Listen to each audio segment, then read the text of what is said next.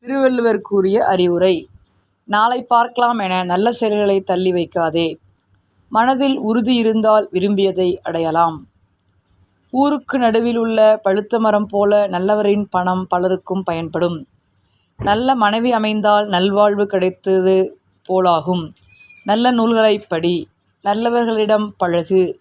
ஒருவரிடம் பணம் இருந்தால் மட்டும் போதாது, குணம் அவசியம். யாருக்கும் தீங்கு தராத சொற்களை பேசு. சோர்வுக்கு இடம் தராமல் வேலை செய், வெற்றி கிடைக்கும். உன்னுடைய உழைப்பிற்கான பலன் நிச்சயம் கிடைத்தே தீரும். தாயின் பசி போக்குவதற்காக கூட தீய செயலில் ஈடுபடாதே. பழம் போல இனிய சொல் இருக்க காய் போல கடுஞ்சொல் எதற்கு? கடவுளின் திருவடிகளை வணங்குவதே கல்வியின் நோக்கம்.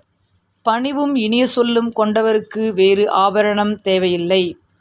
ஒருவர் செய்த உதவியை மறக்காதே, பிறர் செய்த கெடுதலை மறந்துவிடு.